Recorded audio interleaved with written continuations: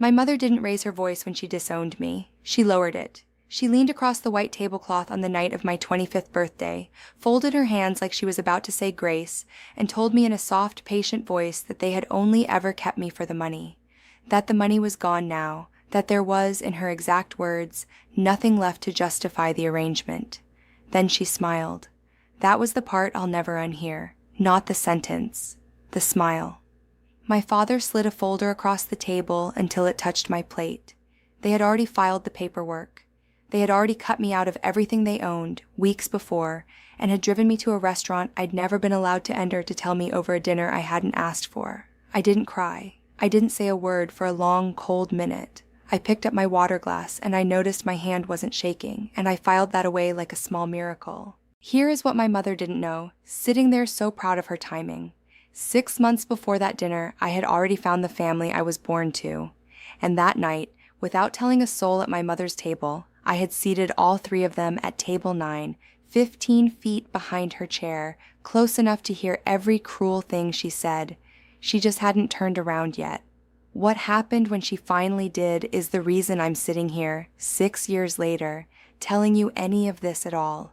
If you've ever had to earn a place at your own family's table, if you've ever been the one who took the smaller slice so everyone else could stay comfortable, this story is for you. Stay to the end, because the part you came for happens exactly where you think it can't. And do me one favor before we start. If a piece of this lands too close to home, leave a comment so I know I'm not the only one. Let's get into it. The restaurant was called Corvell. I want you to understand something about my mother, Marlene Ellison, before I take you inside. Marlene did not spend $1 on me without a reason printed somewhere on a receipt. In 25 years, she never once bought me something just because she thought I'd like it. So when she chose Corvell, a place with cloth napkins folded into little towers and a wine list bound in leather, my stomach knew before my brain did. She wore the gray coat she saved for 2 occasions, funerals and the quarterly meetings of the small foundation board she liked to remind people she sat on. My father, Grant, had booked the table under her name, not mine. I know that because the hostess said, "Ellison, party of 3, under Marlene?"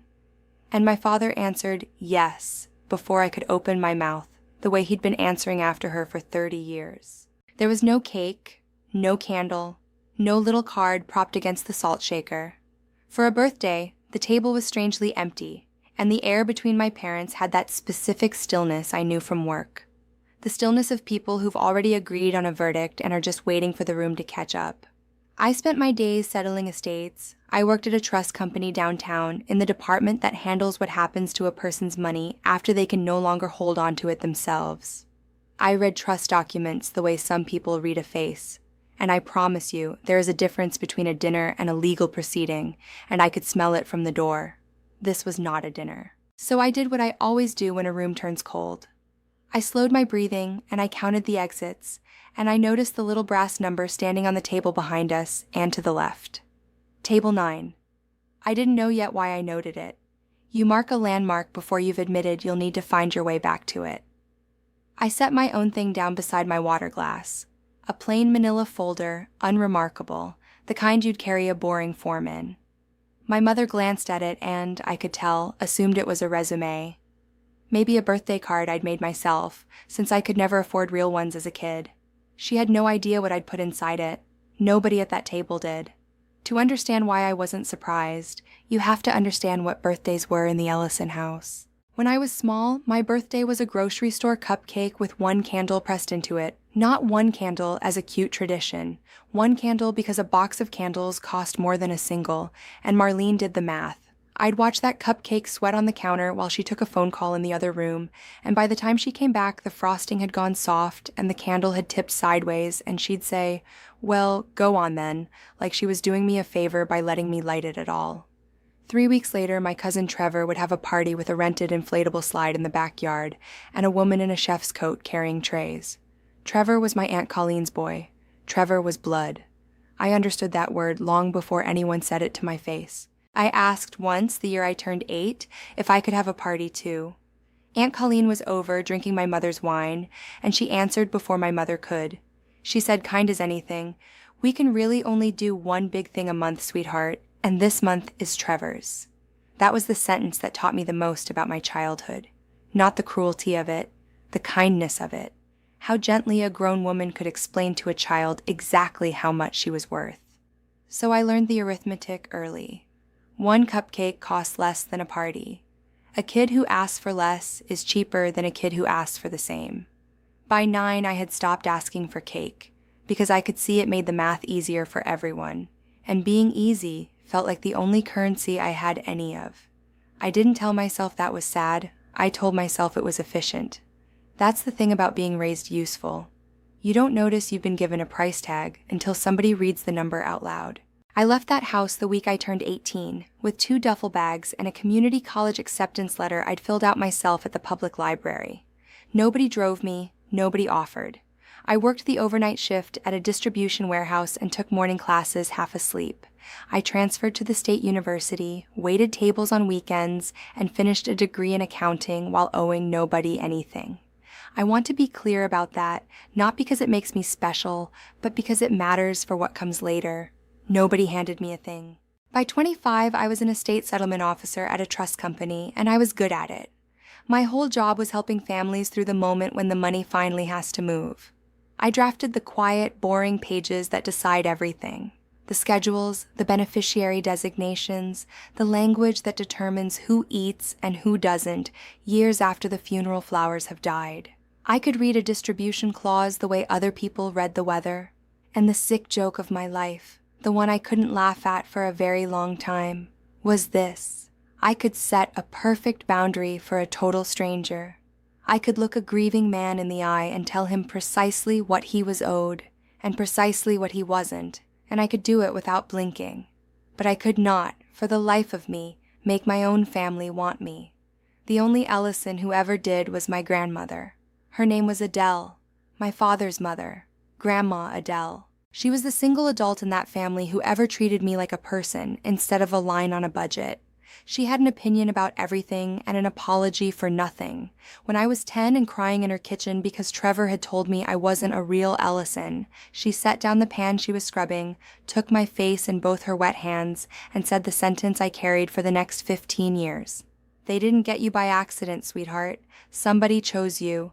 Don't ever let them make you feel found in a lost and found." Then she made me toast with too much butter and let me stay up past midnight watching old movies I didn't understand. Grandma Adele died when I was 22, 3 years before that dinner. I gave the only eulogy that talked about who she was instead of what she was leaving behind.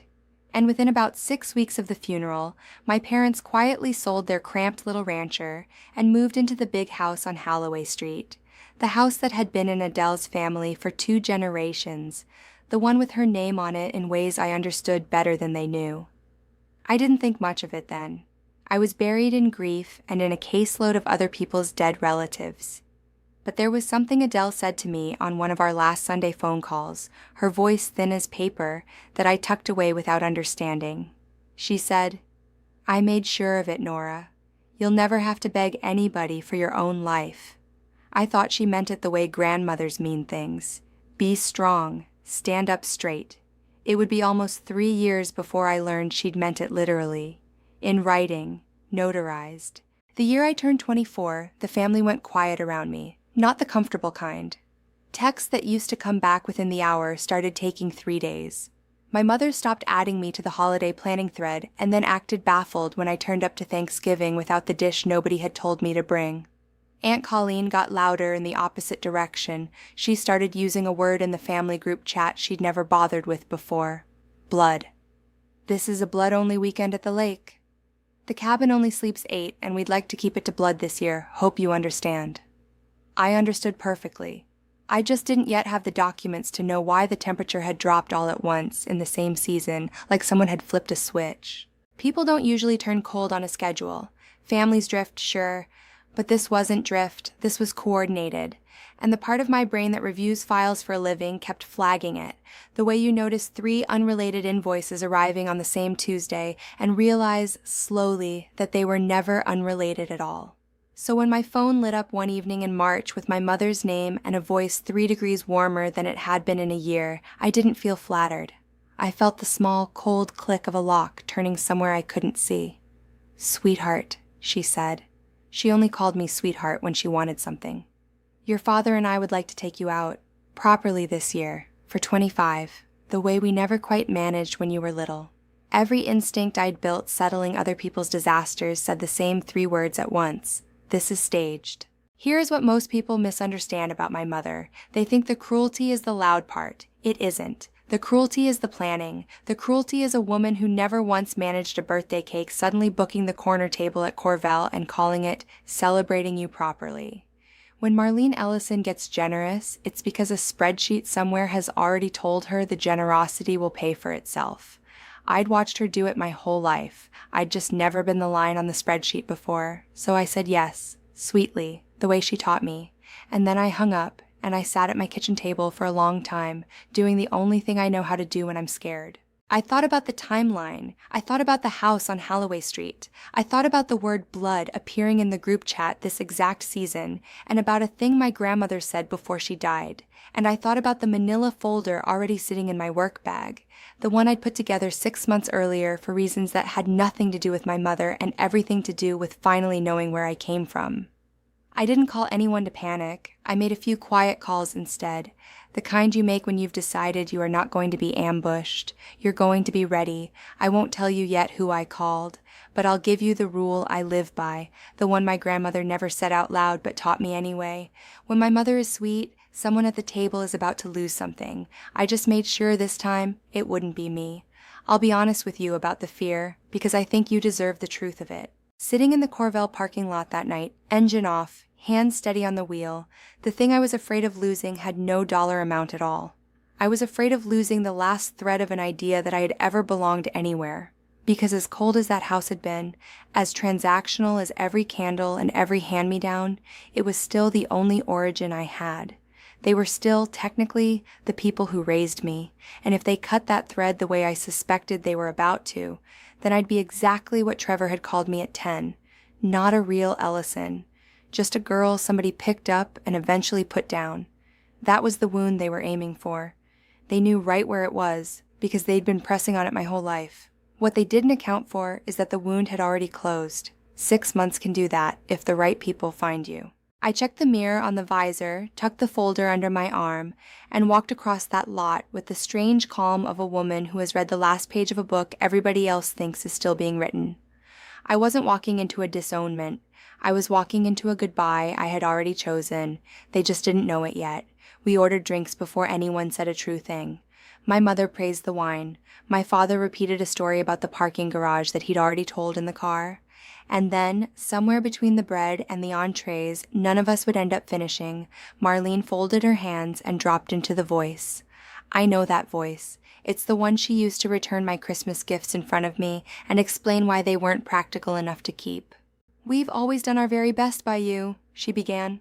Grant nodded along, half a second behind her, the way he'd nodded behind her for 3 decades. "We gave you a home, an education, more than a lot of children ever get." I let her talk. I laid one hand flat on the folder beside my plate, and I watched my father's eyes drop to it and skitter away. There was a typed label on the tab, just the top edge showing above my fingers. If he looked, he could read 4 of the letters. He looked. I covered the rest with my thumb, not to hide it, just to let him wonder. And I watched the wondering start to do its slow work on him. My mother went on about sacrifice, about how a child ought to understand the cost of being raised. I thought about a sweating cupcake and 1 crooked candle, and I said nothing. Then she paused, took a small, careful sip, set the glass down with the precision of an actress hitting a mark she'd rehearsed. "There's something you should have been told a long time ago, Nora." A breath. "You're adopted." She said it the way you'd announce a change to a reservation. "We adopted you as an infant. You were never biologically ours. I want you to know we never intended to hide it from you forever." She watched my face while she said it, and I understood all at once that this was the moment. The whole evening had been engineered to land right here. The corner table, the gray coat, the practice pauses, all of it built so that her adopted daughter would learn she'd been a stranger the entire time and shatter into pieces small enough to sweep up and leave behind. I'd love to tell you it didn't land. It landed. Some animal part of a person always braces for the floor to still be there, and mine had just been told there was no floor.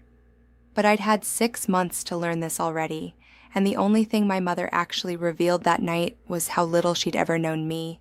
Then she leaned in, almost gentle, and delivered the line I will still be hearing in quiet kitchens when I'm 80. "We only kept you for the benefits, sweetheart." And she smiled. That was the detail that freed me, not the cruelty. I'd been raised on cruelty. I had calluses for it. The smile. A woman does not smile while delivering the worst news of your life unless she has rehearsed it enough times to enjoy the choreography. And in that smile, I finally saw the whole shape of the thing. I hadn't been a daughter who disappointed them. I'd been an asset that had finished depreciating.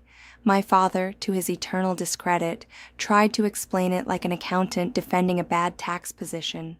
"There were support payments early on," Grant said, not meeting my eyes. "A monthly subsidy when you were little. That ended a long time ago, when you were still in grade school. There were tax considerations for a while after that, and there was your grandmother." He didn't say her name kindly. He said Adele had expectations about family, that adopting a child had helped them meet those expectations, and that meeting them had turned out to be, his careful word, worthwhile for a good many years. I sat very still and let the arithmetic of my whole childhood rearrange itself into its true equation. The single cupcake, Trevor's outgrown clothes handed to me with the store tags from Colleen's returns still stapled on. The way, in winter, the heat got turned down in my room first. They hadn't been poor. They'd been pocketing the difference between what a child costs and what a child brings in. And I had been the thing that brought it in. "We invested in you," my father said, like that settled it. Like a child were a rental property with a depreciation schedule. Then my mother, impatient with his bookkeeping, cut underneath all of it to the sentence the whole evening had been built to deliver. "The subsidy's been gone for years, Nora, and what came after it runs out today. You're 25 now. There is simply nothing further that keeping you does for us." She said it almost regretfully, the way you'd mention a coupon expiring. "You're not useful anymore." 2 sentences, 25 years of being their daughter, reduced to a line item that had stopped producing income. I reached for my water. My hand did not shake. I noticed it didn't, again, and I took it like a gift. Then my father did the thing he'd come to do. He reached into a leather portfolio I had assumed held a birthday card, and he slid a thin stack of pages across the tablecloth until they touched my plate. "We've already filed," he said, "to formalize things. You won't be in the will. You won't be a beneficiary on anything of ours. We wanted to do it cleanly, in person, so there wouldn't be any confusion later." Cleanly. I could hear the lawyer who'd coached him in the word. And here's the part I have never been able to make my family understand, the part that flipped the entire night without me raising my voice once. I read the caption on the first page in about 4 seconds, the way I've read 1,000 of them. And I saw immediately what they had done. They had filed against the wrong instrument. They'd spent real money cutting me out of an estate that barely mattered, while leaving completely untouched the one document that actually decided everything. They thought the power in that room ran through their own modest will, so that's where they'd pointed their expensive little knife. I didn't correct them. You don't tell the other side they've sued the wrong defendant. You let them finish. So I nudged the pages an inch back toward the center of the table, accepting nothing and refusing nothing, and I let them go on believing they'd already won. To explain what was in my folder, I have to take you back 6 months, to the week 2 things arrived and changed the math of my whole life. The first was a letter I'd been half waiting for, half dreading. After my grandmother died, I'd finally registered with the state's adoption reunion program. I told myself nothing would come of it. 8 weeks later, an envelope came in handwriting I didn't recognize. Careful, looping, the hand of a woman who'd practiced what she wanted to say. It was from a woman named Kathleen Vaughn. Kate. She wrote that she'd been 19 when she gave me up, that she hadn't wanted to, that she had thought of me every single March for 25 years, and that if I ever wanted to meet, she would drive any distance, any day, and ask nothing of me. She signed it, and under her name she'd added one more line, the one I read so many times the paper went soft in my hands. "I never stopped keeping a place set for you. The second thing wasn't a letter. It was a document I'd been sitting on for 3 years without ever really reading. When Grandma Adele died, I'd received a notice from a trustee bank as her next of kin. In the fog of grief, I'd shoved it in a drawer with the funeral programs and forgotten it. 6 months before that dinner, around the same week Kate's letter arrived, I finally pulled it out to sort my paperwork, and my trained eye snagged on a phrase I'd typed into other people's files 100 times. The Adele Ellison Revocable Trust. I ordered the full document the way I'd order any file at work, and there it was in the distribution schedule of my grandmother's trust, executed 2 years before her death, administered not by my parents, but by a corporate trustee at the bank. The caregiver distributions to Grant and Marlene Ellison shall terminate upon the beneficiary Nora's 25th birthday, whereupon the remainder shall pass, free of trust, to my granddaughter Nora, not their estate, hers, held by a bank they couldn't touch, scheduled to leave their hands forever on the exact date they had chosen for that dinner. 2 envelopes in 1 week. One told me where I came from. The other told me, in my grandmother's own notarized hand, exactly what my parents were about to lose, and exactly why they were suddenly, after a year of silence, so eager to celebrate me properly. I did not call my mother and scream the discovery down the phone. That's not the weapon I had, and it's not one I trust. I've watched too many grieving families hand a lawyer a gift by losing their temper in writing. What I had was process, so I used process. I took a personal day and drove the trust documents to an estate attorney with no connection to my family, and I paid her out of my own savings to confirm what I already knew. The caregiver distributions were real, ongoing, and ending. My parents had been drawing a monthly sum for raising me and living in a house the trust had paid for the better part of 2 decades. On my 25th birthday, the remainder passed to me automatically, by the trust's own terms, through a trustee my parents could not file against, sign over, or shred. Their will was irrelevant to it. Their disownment was a play performed on the wrong stage. My attorney asked if I wanted to warn them, get ahead of it, soften the landing. I said no. I said I wanted 3 pages in a folder and nothing else. The retainer letter so they'd know I had counsel, the trust's distribution schedule so they could read the date in black ink, and my original birth certificate with Kate Vaughn's name in the line where my mother had always assumed her own name belonged, so that when the moment came, the whole table would understand precisely which family I was choosing to leave and which one I was choosing to keep. I typed the label. I closed the folder. I carried it in my bag for 6 months like an engine I hadn't switched on yet. The dinner invitation only told me when to turn the key. I met Kate Vaughn for the first time in a diner exactly halfway between our 2 cities because she didn't want me to have to drive too far. That one small kindness undid me more than any speech could have. She was nervous. She'd brought a photo album she kept opening and closing without showing me, like she wasn't sure she'd earned the right to. She had my chin. She had my habit of going quiet when she felt too much at once. Over 6 months we built something carefully, the way you'd repair a bridge while you're still standing on it. I learned I had a half-brother named Elliot, 19, all elbows and questions, who was sending me memes within a week of meeting me like I'd always been there to receive them. I learned my birth grandmother was a small, ferocious woman named Faye, who took one look at me across a booth and said, "Well, there she is," like I'd just been running late. Not gone for a quarter of a century. They never asked me for anything. That was the part my whole nervous system couldn't process. No favors, no money, no role to play, nothing to earn. Kate told me the 3rd time we met the truest thing anyone has ever said to me. "We kept your seat, honey, all this time. We never once gave it to anybody else." And I, a woman who could draft a flawless beneficiary clause for a stranger, who knew the precise legal vocabulary of belonging, sat in a vinyl booth and had no idea what to do with my own hands, because I had just been wanted for the first time by people who got absolutely nothing out of wanting me. After 25 years of being useful, I had no idea how to simply be welcome. I was about to have to learn very fast. There is a difference between being needed and being wanted, and I had only ever known one of them. Being needed, I understood completely. Being needed is a job.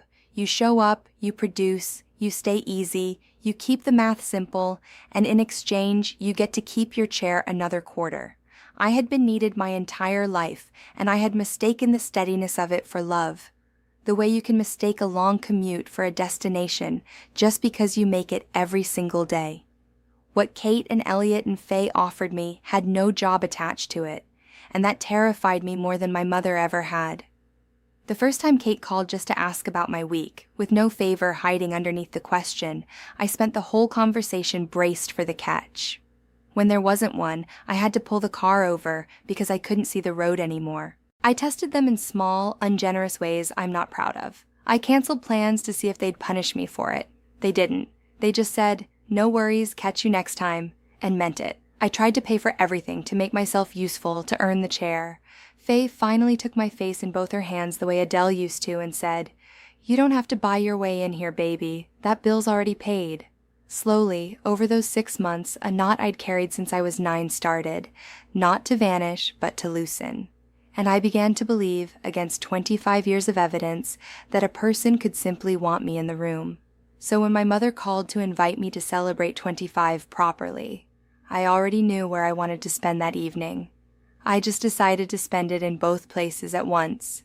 Here's who I called. The night Marlene booked Corvell, I called Kate, and I asked her a question I'd been too afraid to ask anyone in my entire life. "Would you come to my birthday dinner?" I told her the whole shape of it. The parents, the year of silence, the trust, the speech I could feel coming down the tracks. I told her I didn't know exactly what they planned to say, but I knew I didn't want to hear it alone, and I knew I no longer wanted to perform the grief they were counting on. Kate didn't hesitate for a second. She said, "What time, where, and should we dress nice?" And then she said the thing that made me put my hand over my mouth in my own kitchen. "We would be honored to sit there and watch you not need them." So I made one more call, this one to Corvell, and I booked a second table for that same evening under my own name. Vaughn party, 3 guests. "Table 9, the host said, "near the back. That'll be about 3 tables behind the Ellison reservation already on our books for the same night." I almost laughed at the geometry of it. My parents had no idea they'd be performing my disownment within arm's reach of the family that had spent 25 years keeping a chair warm for me. I told Kate and Faye and Elliot to arrive a little after us, order quietly, and simply be there. Let me come to them when I was ready. I won't pretend I didn't want witnesses. I did. A private confrontation only ever becomes the other side's word against yours, and I'd watched enough of those to know better. So yes, I wanted people in that room. I'm not ashamed of it. But Kate and Faye and Elliot were never just witnesses to me. And that was the entire difference between what they were doing and what my mother was doing. The folder was how I'd make my parents understand they had lost. Table 9 was where I'd go to remember I had won, long before any of them sat down. Back at the front table, in the present, my mother decided the silence had gone on long enough and moved to close the deal. She produced one more page from the leather portfolio, turned it to face me, uncapped a pen, and laid it across the paper like a little gift. "It's just an acknowledgement," she said, "that we've told you, that you understand the situation. Sign it, and we can have a civilized dinner, and go our separate ways like adults." I looked at the page and didn't have to read far. The release paragraph opened with the exact boilerplate I'd typed 100 times myself. "The undersigned hereby waives and forever releases any claim, interest, or expectancy." It wasn't an acknowledgement. It was a waiver wearing an acknowledgement's clothes. A tidy little document designed to get me, on the record, to agree that I'd been notified and had no claim to anything. Exactly the kind of thing a careful lawyer drafts to head off the challenge I was in a position to bring. They wanted my signature while I was still bleeding from the reveal, before the shock wore off and I could think. It's a classic move. I have watched grieving people sign away fortunes at kitchen tables because someone slid a pen over at exactly the right wounded moment. My mother was counting on my wound. She just didn't know it had a trust attached to it. I left the pen where it lay. Across the table, my father kept glancing at the manila folder, and I watched the worry climb his neck in a slow red tide. Grant had always been the one who actually knew where the money lived. He'd seen 4 of the letters on that tab. He was doing the arithmetic now, the same arithmetic I'd done 6 months earlier, and I could tell the answer was starting to frighten him. "Is there," He started, then stopped. Is there something we should know, Nora? I gave him the first real smile of the night. Not yet, I said. That was when Aunt Colleen arrived. In person. With Trevor trailing behind her, both of them wearing the fake surprise of people who'd been waiting in the bar for a text. Nora! What a coincidence, Colleen said, pressing a cold cheek to mine, and I understood instantly that my mother had summoned reinforcements. Marlene liked an audience for her best work, and she especially liked one that would nod along and apply pressure if I got difficult. Colleen pulled up a chair without being asked. Trevor, 26 now and still dressed like his mother did his shopping, gave me the look I'd been getting since we were kids. The one that said you were always going to end up back at the children's table eventually. Colleen got right to it. Subtlety was never her instrument. We just want what's best for the family, she said, laying a manicured hand over my mother's. And families have to make hard choices about who's really part of them. You've always been such a practical girl, Nora. You understand. Blood looks after blood. There it was again. That word. The one she'd been seeding in the group chat all year, finally spoken out loud, at the table it had been built for.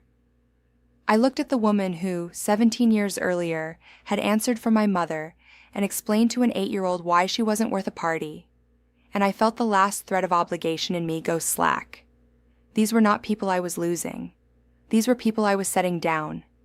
I'd carried them a long way, much longer than they deserved, and my arms were finally, gloriously tired.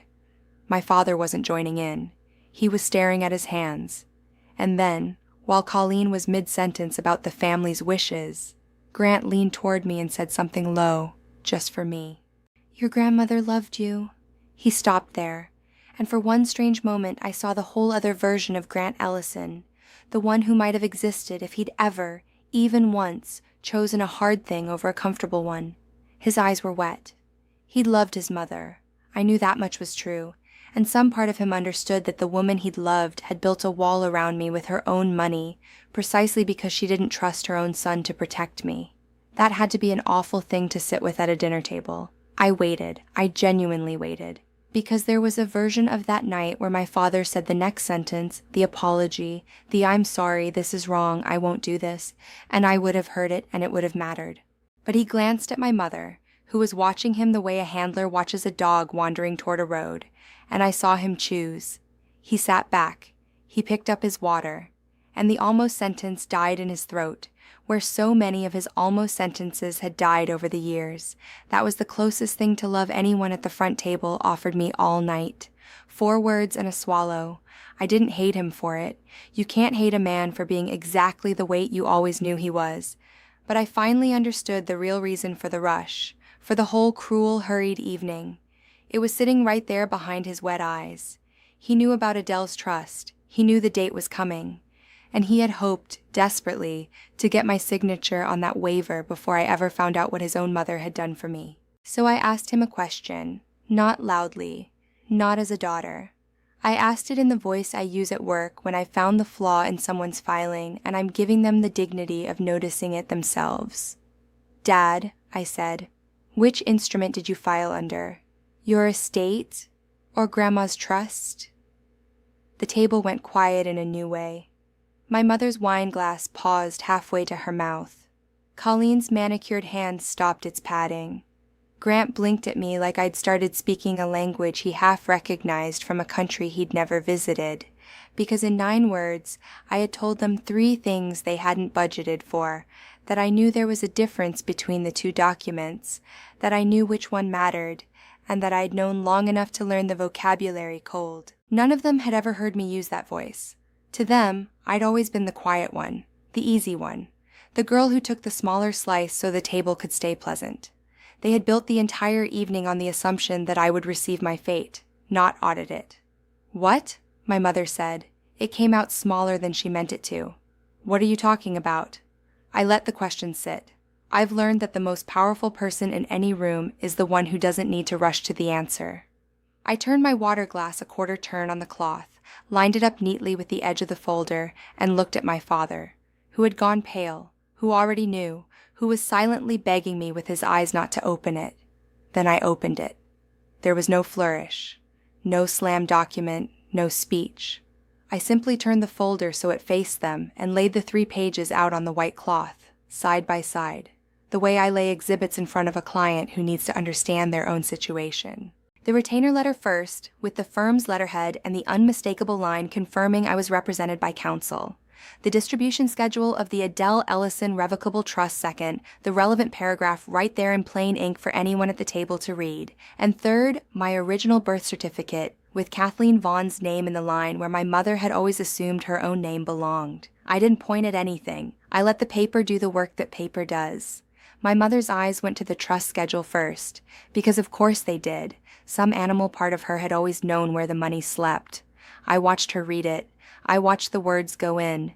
The caregiver distributions to Grant and Marlene Ellison shall terminate upon the beneficiary Nora's 25th birthday, whereupon the remainder shall pass, free of trust, to my granddaughter Nora. I watched her reach the word remainder and then the word Nora, and I watched the color leave her face from the top down like a shade being drawn over a window.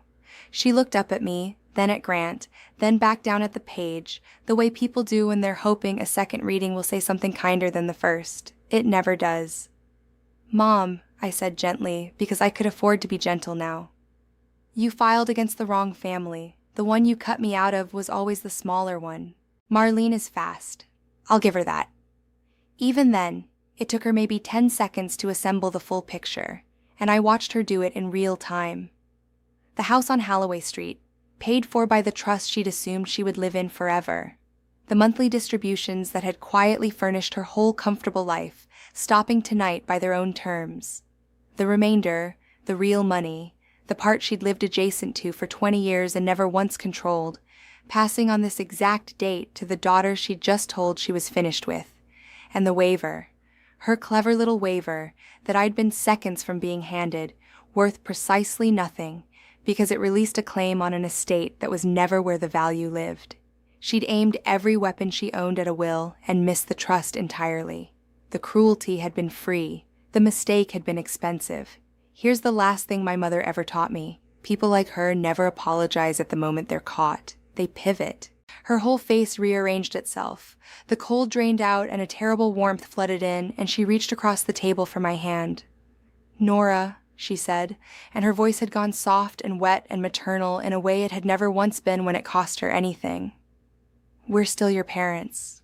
Whatever's in those papers, that doesn't change what we are to each other. We're family." The word family, from the mouth that 20 minutes earlier had said we only kept you for the benefits. I looked at her hand, hanging in the air where mine was supposed to go. I did not take it. Everybody expects this to be the part where I made them pay, where I read the remainder's value out loud, watched them squirm, ordered the most expensive thing on the menu, and left them the check. I understand the appetite for it. I've felt it. But let me tell you the truth about power, because I handle it for a living. The strongest position in any room is not the one holding the biggest number. It's the one that doesn't need the number at all. I had a career I'd built with my own 2 hands. I had savings I'd earned waiting tables and settling estates. I did not need Grandma Adele's remainder to be free of these people, and that, more than any dollar figure, was the thing my mother could not survive understanding. So I closed the folder, I gathered the 3 pages back into it, unhurried. I picked up the pen they'd brought for my surrender, and I set it down neatly beside my mother's plate. I'd already won the thing they thought we were fighting over before any of them sat down, and I'd won it by knowing, by preparing, by refusing to be ambushed. There was nothing left to argue about. There was only the question of where I'd spend the rest of my birthday. I stood up. I did it the way you'd rise from any table. No drama. A woman pushing her chair back, reaching for her folder. But the effect on the front table was immediate. My mother's hand was still hanging in the air where mine should have been. "Sit down," she said. And the soft maternal mask slipped, and the old cold control snapped back into her voice like a bone setting. "Sit down, Nora. Where on earth do you think you're going?" Colleen straightened. Trevor, for once, stopped smirking. My father just looked tired.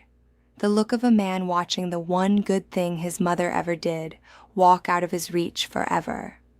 I held the folder against my chest, and I looked at my mother, who had spent 25 years and one expensive dinner trying to make me understand I had no real place anywhere, and I told her where I was going in the plainest words I owned. My birth family is sitting 3 tables behind you. I didn't say it cruelly. I didn't need to. The sentence had been true for the entire meal, true while she smiled and rehearsed and slid her waver across the cloth. She had believed she was performing my disownment to an audience of strangers. She hadn't been performing it to strangers. She'd been performing it 15 feet from the people who had been keeping a chair for me since before she ever decided I'd stopped being profitable. And I watched my words travel across the table and land, and I watched my mother begin, very slowly, to turn around in her seat. She turned the way you turn when some part of you already knows and is begging the rest of you to be wrong. The gray shoulders rotated, her chin came around, and there, at table 9, under the low warm light, sat Kate and Faye and Elliot, who had been there the whole time, who had ordered quietly and eaten almost nothing, who had watched a stranger deliver the worst sentences of my life and had kept their seats and their composure because I'd asked them to let me come to them. Kate met my mother's eyes first. She didn't glare. She didn't gloat. She just looked at the woman who had raised her daughter on one candle and a calculator. And then she looked at me, and her whole face opened like a window in spring. Faye, small and ferocious, already had her napkin folded beside her plate, ready. Elliot had stopped pretending to look at his phone. My mother's gaze went from Kate's chin to mine and back again, doing the resemblance math. And I saw the exact second she understood that the family she'd just told me I didn't have was sitting behind her in real chairs at a real table, having watched her do the one thing she could never take back, in front of witnesses she hadn't known she had. She turned back to me, and her mouth opened, and nothing came out.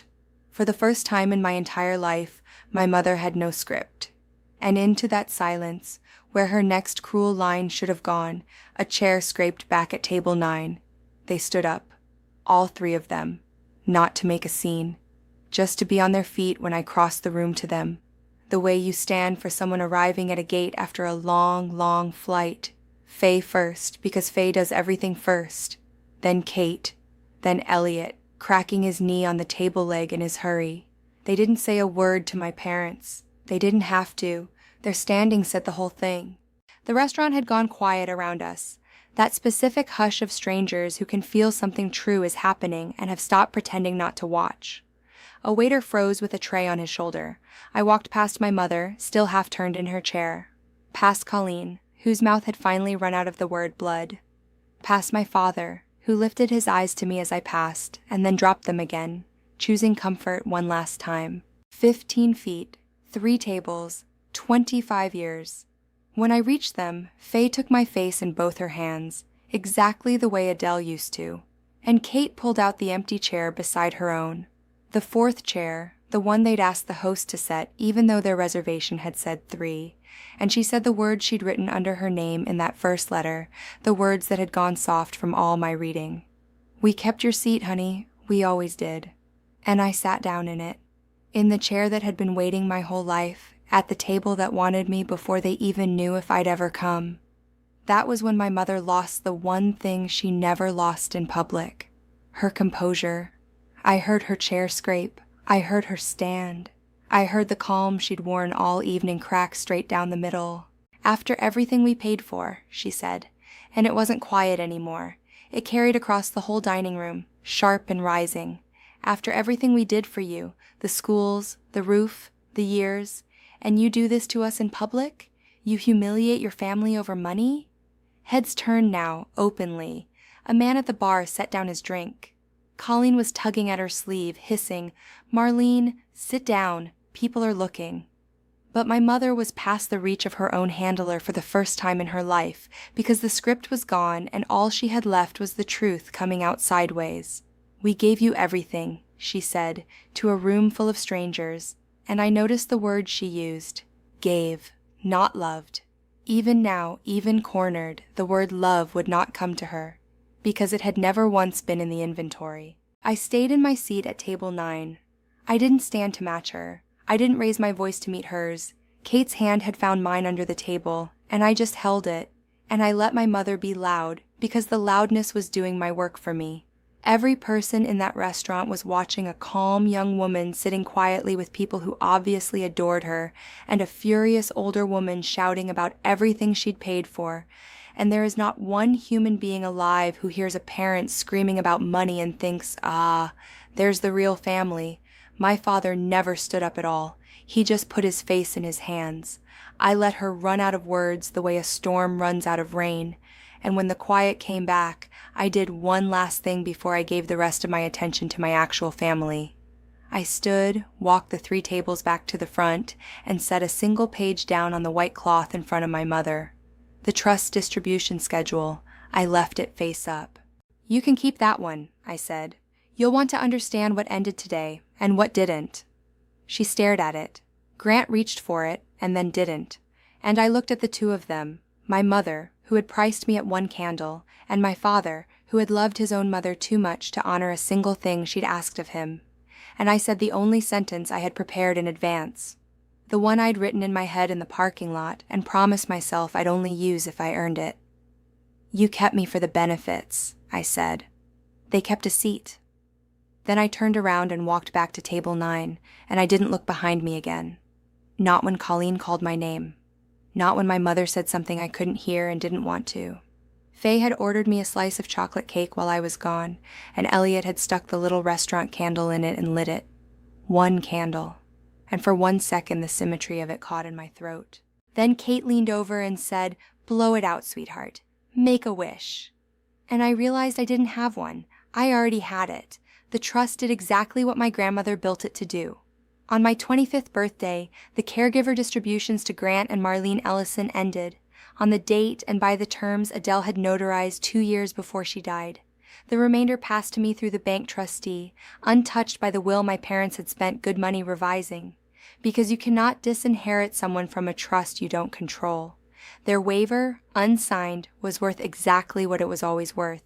Within a year, my parents sold the house on Holloway Street. Without the monthly distributions, they couldn't carry it. They moved into something smaller, and I'm told Aunt Colleen was furious to learn that none of Adele's money would ever be flowing toward Trevor after all. The story of that dinner traveled the way these stories always do, through the family and then past it. And the version where Marlene Ellison is the devoted mother wronged by an ungrateful adopted daughter never quite took, because too many strangers at Corvell had watched a woman scream about everything she'd paid for while a quiet girl held hands with the family across the room. I didn't sue anyone. I didn't post anything. I simply stopped answering, and I let the silence be the boundary, which is the only kind that ever really holds. My father texted me once a few weeks later, 3 words, "I am sorry," no name signed, no follow-up. I never replied. I heard later that when Colleen tried to rally the family to contest Adele's trust, it was Grant who quietly shut it down, told them their mother had every right to leave her money wherever she pleased, that it was hers, that it was finished. He was right. He was also, as ever, a year too late, saying it to the wrong room, when it cost him nothing and changed nothing. That was the whole of my father in the end. A man who knew the right thing, who even felt it, and could only ever bring himself to do it once. Doing it had stopped requiring anything of him. I didn't need the apology, but I was glad, in a small, clean way, that he'd finally been right out loud. As for the rest of it, I spent that first real birthday eating chocolate cake at table 9 with people who got nothing out of wanting me, and I have spent every birthday since with them. Kate and I talk every Sunday now, at 4 in the afternoon, the same hour I used to save for Grandma Adele. Faye taught me to make her toast with too much butter. Elliot still sends me memes at 2 in the morning.